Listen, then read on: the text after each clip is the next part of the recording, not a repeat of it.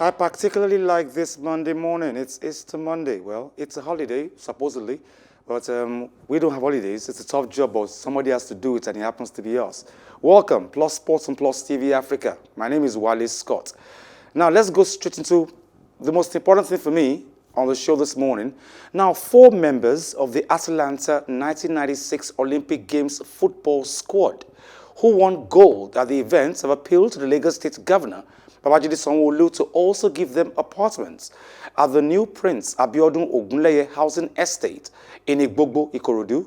The appeal comes after Sanwo-Olu gave Pascal Patrick, an alternate member of the team at the Games, a three-bedroom apartment in the estate, while hosting the Eagles at the Lagos State House Marina prior to their recent AFCON qualifier against Benin Republic. Now, the entire squad was promised house gifts by the government after their triumph 25 years ago. But some of the players and their coach, Bonfrejo, are yet to get theirs. Dosu Joseph, who was in goal for the team at Atlanta, thanked Sanwo-Olu for his magnanimity and appealed to the governor to consider other members of the team.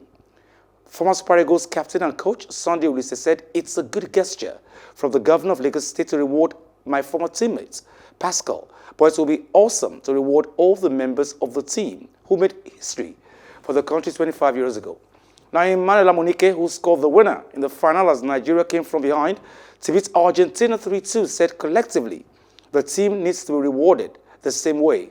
So if one player gets a gift, every member of the team should also get. Now, the goalkeeper in post during that gold-winning feat in Atlanta was Dosu Joseph, and I have him on the show this morning. Good morning, Dosu Joseph. Wale. It's good to have you on the show, sir. Hello. It's good to have you on the show, sir. Thank you. Yeah. Nice talking to you too. Yeah. Now, let us first of all say a very big thank you to His Excellency Governor Babajide Sanwo-Olu for giving Pascal Patrick a three-bedroom apartment in Ikorodu. He deserves a thank you, at least, of course. I can't hear you. I'm saying that we should tell the governor deserves to be thanked for the three-bedroom apartment he gave to Pascal Patrick recently. I think it's a step forward, and he's been doing. The governor of Lagos State has been doing very well since he came in, and for him to remember one of us, that's Pascal Patrick, when they went for the visit when the Super Eagles was in Lagos to play Lesotho. I think it was a nice thing that yes, one of us has been remembered, but no, it's not just one person. But then we still have 21 players also waiting at the corner to get their own three-bedroom flats. Now, those of you players were actually promised this 25 years ago. It was not Governor Sanwo-Olu that was there then, but you are appealing to the governor to please honor the promise of 25 years ago. Come again? When you were promised these houses 25 years ago, it was not Sanwo-Olu that promised you guys, but you are appealing to the governor. But yeah, you are appealing to him now to please honor it by giving the houses to you guys now, which I think he will do. Well, he wasn't the one that promised, but then I think the former governor did, and the new governor in here now, which is Governor Sanwo-Olu of Lagos State. I think someone reminded him, and he decided to say yes. One of them is here today. Let me hand over the key to him, which is a very good one. All we can say is we thank him very much for remembering one of us, but he should also remember that we have 21 players waiting at the corner. I hope he will have us in mind and also redeem the same pledge he did to Pascal Patrick. When you guys were playing football, Dosu, there was no big money like it is now. You had only passion for the game and for the country. What else took you guys forward? You won gold. No money then, nothing really then. All you guys had was passion, and you still brought gold home from the Olympics. What kept you guys going? Well, I think we have different generations. During our time, we were playing for passion, and at the same time, there was money. The little money we had during our time, we also use it the way we can. But then, like I said, generations is different. This generation has the opportunity to get the whole money. During our time, we played for passion, and at the same time, we played for money. We had a little money. We use it the way we can. The present generation, yes, they have it to their own advantage. All we can say is, they should use it well because there's no pension after retirement for footballers. It is what you have that you will live with as long as you live in the world. I was going to ask you that before you go on the show today. How have you guys been surviving after retirement? How have you survived? Well, we survive with the little. We survive with the little we have. God has been helping us, and God has been blessing few of us. So if this is what we have, we survive on it. We give God glory.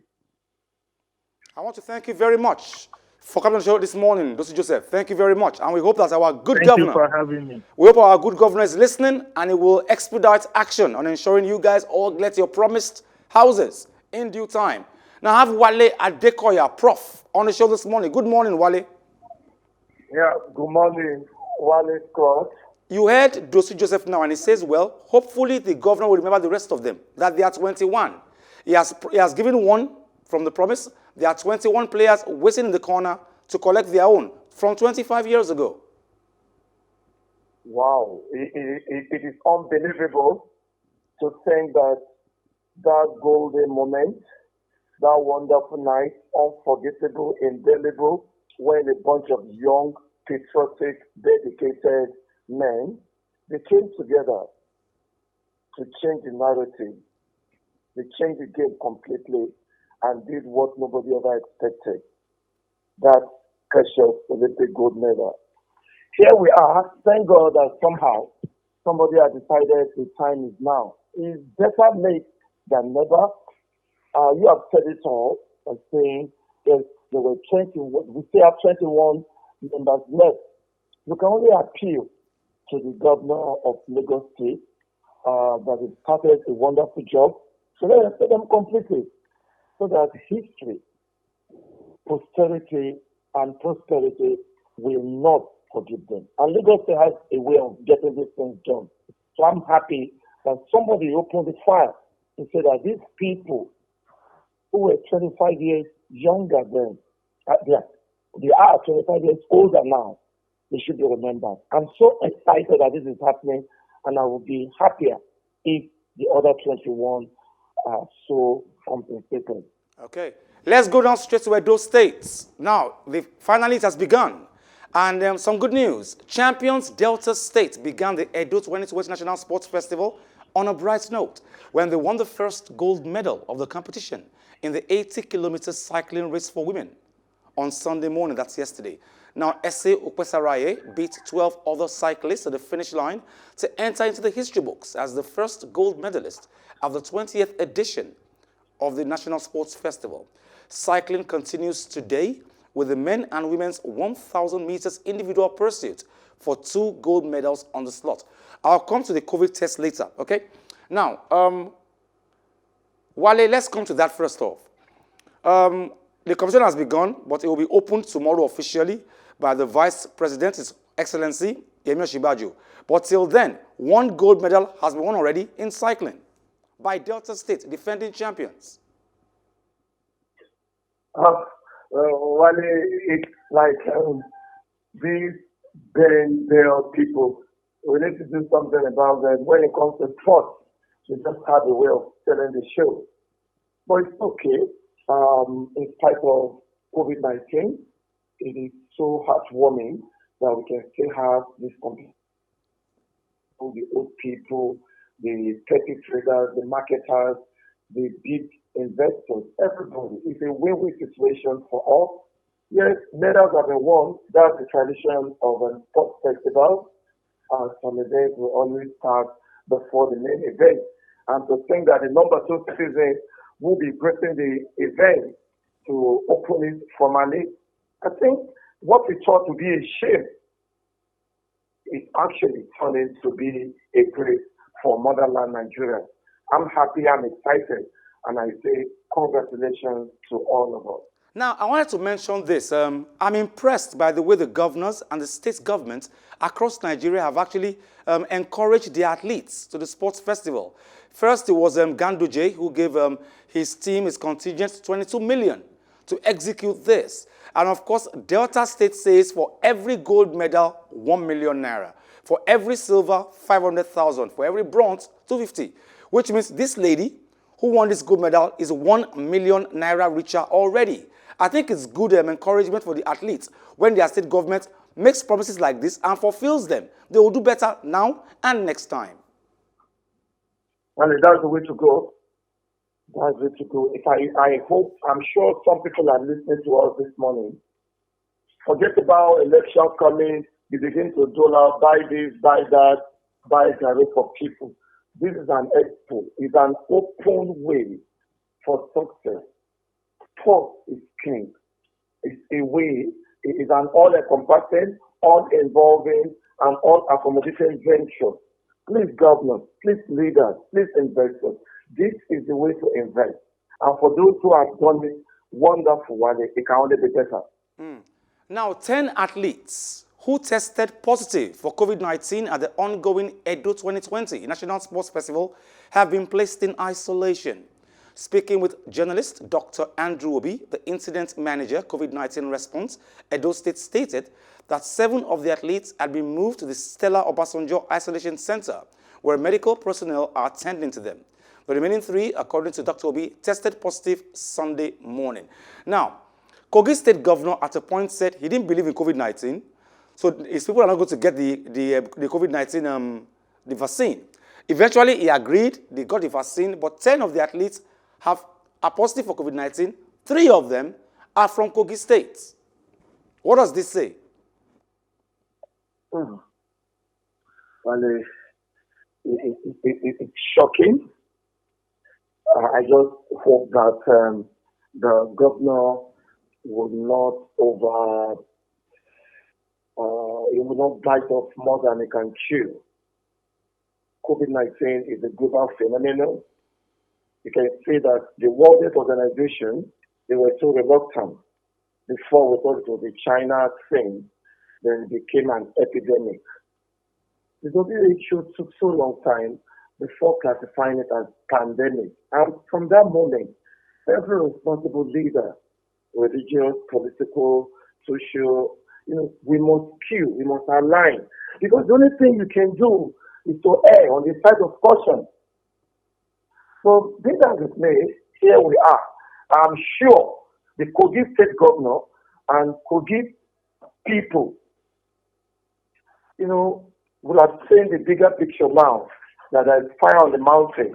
And the only thing to do is to run and then take care of this. Now, my fear, Wale, was that before the events proper started, I was scared of an outbreak of the COVID-19 in camp. Now, so far, so good. The medical team are on their toes. So any small thing, they isolate you, quarantine. They don't play. But that's because the competition has not started proper. By tomorrow, after the vice president has opened the ceremony, then everything starts proper. And then the medical team have to double up on their efforts now, from tomorrow. Yeah, sure. That's why I wanted to add that all these donations, quite a huge amount of it should go to health, because it's all about COVID now. The isolation center, I'm happy that yes, they do still have something like this, Stella Obasanjo Isolation Center and many others. These are young people who are competing. Safety first.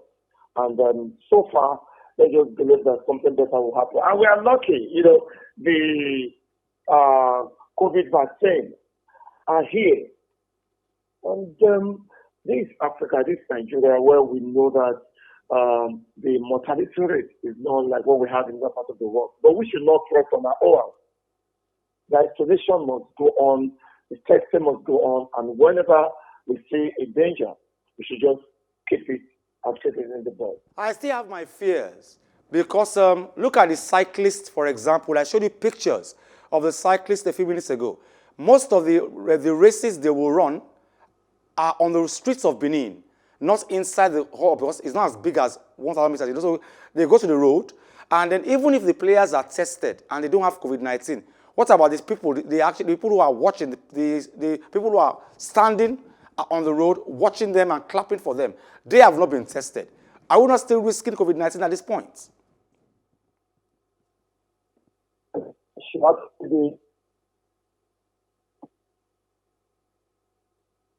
Hello, Wale. It is self-invention. They don't need to do it the way it is always done. I support you, Wale Scott, that if possible, suspend it, cancel it, or modify it without fear of favor.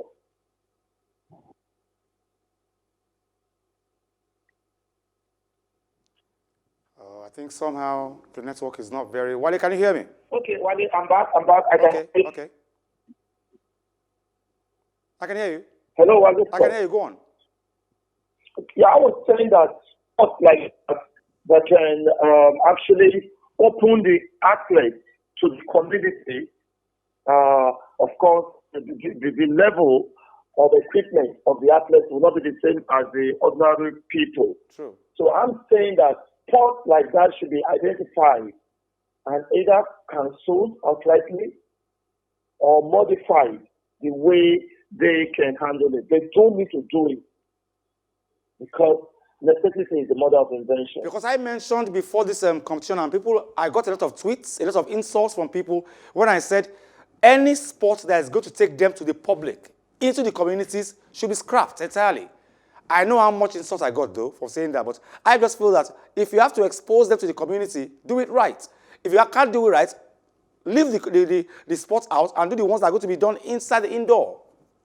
There's no doubt about that. And we have to be careful here, Wale. Don't forget, even if you look at Europe now, the COVID-19 scourge started hitting badly from Spain, Portugal. You remember that Champions League match? Yes, true. That some thought we shouldn't have played. So we should learn from past mistakes and do away with it. All those events should be suspended or scrapped outrightly. So we're hoping for a successful tournament in Benin, Edo 2020, and we hope that there won't be an outbreak. Our colleagues are going to be traveling to Edo State today, this morning. They just left to cover. So we'll bring you regular reports, of course, of Edo 2020. However, Wale, in a nutshell, what would you say will be your expectations at the end of the day after the closing ceremony, Edo 2020? What are you expecting? It's raw material. It's medal winners, medal hopefuls, potential winners, global conquerors. I don't want anything. I want it silver nor gold. I ask not. But just guys who will go there the next Olympics to give us medals. That's all I want. That is the problem. Wale, I was going to go there. Nigeria, continuity has always been a problem in the sense that the reason why the sports festival holds is to get future athletes for the Olympics. But after this, we don't hear from them again. No continuity. Yeah, indeed. But the minister we have now, it's showing the body language, the disposition, the aura, the mentality, and the ideology. It's showing that, well, maybe it can be done differently. After these kind of games, what is done the world over is to put these medal hopefuls, Olympic gold medalists, put them in a village, call it whatever name, feed them, clothe them, let them take the kind of water they should, medication, feeding, training, and what have you, exposure. But 4 years, they call it a lifespan in sports, in Olympic sports. So let's forget about Tokyo. Let's think of the next Olympics. It will be a huge disappointment and total waste of time and resources if these guys are allowed to come after the closing ceremony. They all go back to their tents. No, they don't have any tent. Their tent should be that of the Ministry of Sport and the Ministry of Youth and Sport Development. That is the only way to go. Wale, thank you very much. Hopefully continuity will work this time around. Thank you very much for joining us on the show, Wale. Thank you very much. Thank you.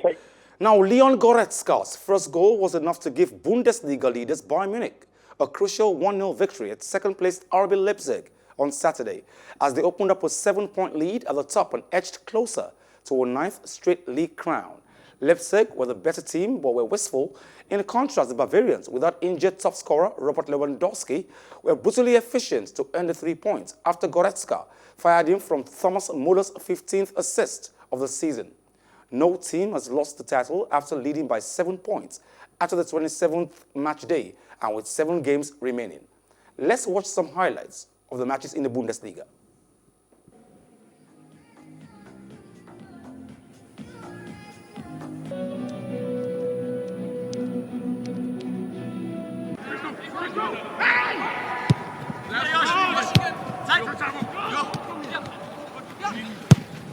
Nein, weg, weiter! Thomas! Hey! Hey!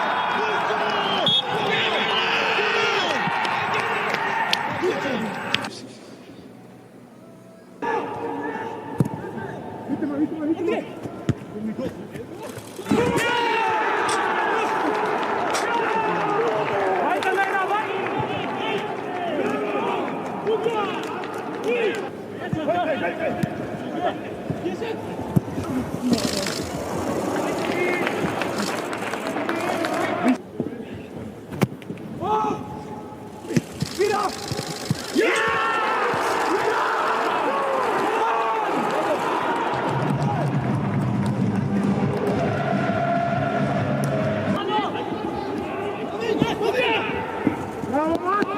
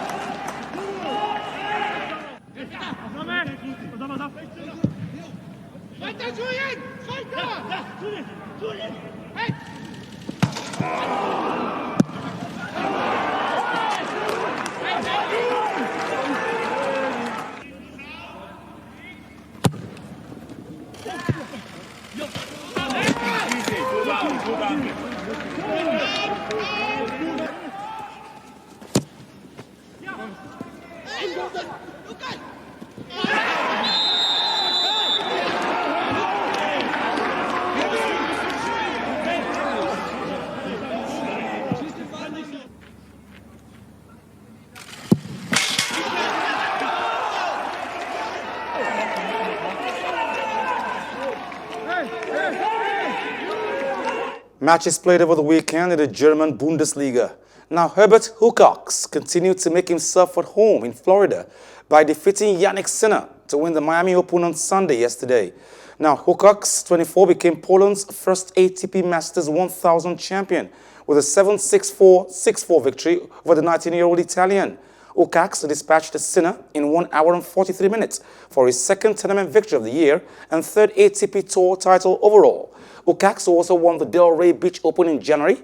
It's 10-0 in South Florida in 2021. Hurkacz recorded 3 aces and benefited from 5 double faults by Sinner, his occasional doubles partner. Hurkacz was the 26th seed and Sinner was seeded 21st. Hurkacz will break into the top 20 in the ATP rankings for the first time, jumping from number 37 to a career best number 16 on Monday, April 5th. Thank you, gentlemen.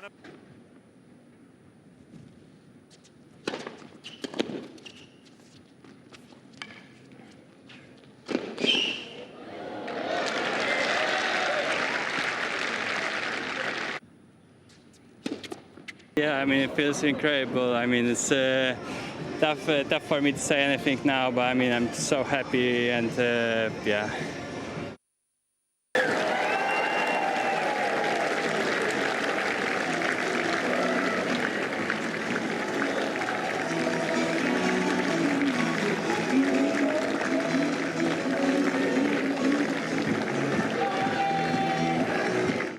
Yeah, it hurts, but Jannik Sinner still has a long way to go. He's only 19.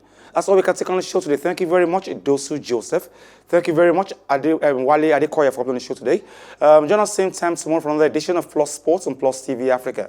My name is Wale Scott. Like I always advise you at the end of every show, if not for anything, at least for your heart, do some sports.